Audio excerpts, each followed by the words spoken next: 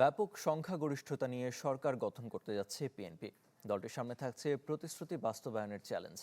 বিশ্লেষকরা বলছেন, সরকারের প্রথম ১০০ দিনের মধ্যে পরবর্তী ৫ বছরের পরিকল্পনা নিতে হবে তারেক রহমানের সরকারকে। আর গণভোটে হ্যায়ের পক্ষে রায়ের ফলে প্রথম ৬ মাসের মধ্যে সংবিধান সংশোধনের সুরাহা করতে হবে নতুন সংসদকে। অর্থনৈতিকভাবে স্বাবলম্বী করে গড়ে তোলার জন্য আমরা ফ্যামিলি কার্ডের কথা বলেছি।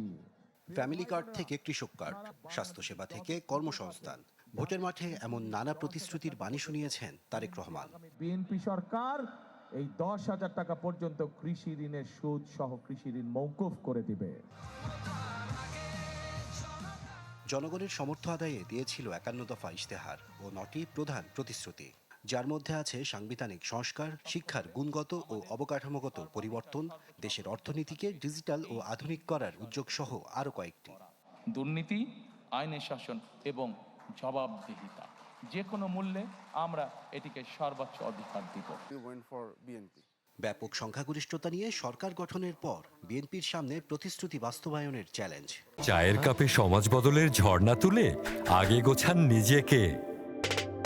প্রিমিয়ার টাইটানিয়াম আলমিরা, গুছিয়ে ফেলুন জীবনটাকে। বিশ্লেষকরা বলছেন, সরকারের জন্য প্রথম ১০০ দিন হবে খুবই গুরুত্বপূর্ণ। জনগণের কাছে পরবর্তী ৫ বছরের পরিকল্পনা পরিষ্কার করেই গড়তে হবে নিজেদের ভিত্তি। তবে আমার মনে হয় ১০০ দিনটা তার ব্যয় করা উচিত এক্স্যাক্টলি আমি কিভাবে করব, কারণ আপনি যখন ম্যানিফেস্টো ডেভেলপ করেন, ম্যানিফেস্টোতে অনেক ব্রড দাগে আপনি গিয়ে পরামর্শ দেন। আই এম শিওর, আমি আশা করি যে বিএনপির এর বাইরে একটা ডিটেল প্ল্যান আছে, সেই প্ল্যানটা এখন প্রকাশ করা দরকার এবং সেই প্ল্যান অনুযায়ী তার কার্যপদ্ধতিটা ঠিক করা দরকার। ইশতেহারের প্রতিটা শব্দই বাস্তবায়নযোগ্য, প্রতিটা প্রস্তাবনায় বাস্তবায়নযোগ্য এবং যে প্রচারণা হয়েছে সেগুলো বাস্তবায়নযোগ্য। শুধু দরকার হচ্ছে সদিচ্ছার ঘাটতি এবং রিসোর্সেসের বিষয় এবং পলিটিক্যাল একুইপমেন্ট, স্টেটসম্যানশিপ, যেই জিনিসটা এখন সবচেয়ে বড় গুরুত্বপূর্ণ, সেগুলোকে ব্যবহার করতে পারলে অবশ্যই ফ্যামিলি কার্ড কেন অন্য সকল বিষয়গুলি বাস্তবায়নযোগ্য। বিশ্লেষকদের মতে, গণভোটে হাঁ জয়যুক্ত হওয়ায় ১৮০ দিনের মধ্যে সংবিধান সংশোধন প্রশ্ন সমাধান করতে হবে ক্ষমতাসীনদের। সেই সাথে অর্থনৈতিক কাঠামো, দলীয় ও আমলাতান্ত্রিক দুর্নীতি বন্ধ সহ আইন শৃঙ্খলা পরিস্থিতি নিয়ন্ত্রণে নিতে হবে কার্যকর পদক্ষেপ। বিষয়টি জনগণ যে বিষয়টি প্রত্যাশা করছে, জবাবদিহিমূলক সরকার ব্যবস্থা, সেই জবাবদিহিমূলক সরকার ব্যবস্থাকে কেন্দ্র করে যে সুপারিশগুলো ছিল তাদের কোনো কোনো ক্ষেত্রে কিন্তু বিভিন্ন দলগুলো নোট অফ ডিসেন্ট দিয়েছে।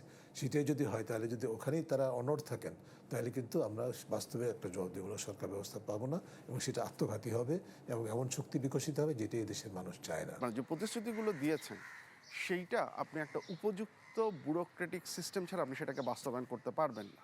এবং আমলাতন্ত্রকে আপনার পুনর্গঠন করতে হলে এই জিনিসটা বুঝতে হবে যে আমলাতন্ত্রের সাথে রাজনীতির সম্পর্কটা এক্স্যাক্টলি কীরকম হওয়া উচিত। আপনি যেন এক ধরনের পলিটিসাইজেশন না করে আমলাতন্ত্রকে একদম পুরোপুরি কুক্ষিগত না করেন, আবার আমলাতন্ত্রকে যেন এত পাওয়ারফুলও না করেন যে সে জনগণের এবং রাজনৈতিক নেতৃবৃন্দের জবাবদিহিতার বাইরে চলে যায়। শুরুর দিকে সরকারের প্রতিটি ব্যর্থতা বিরোধী দলকে নতুন সুযোগ তৈরি করে দেবে বলেও মনে করেন বিশ্লেষকরা। প্রতিটি ব্যর্থতা এই শক্তিকে মাইলেজ দিবে। আশরাফুল আলম আকাশ, চ্যানেল 24, ঢাকা।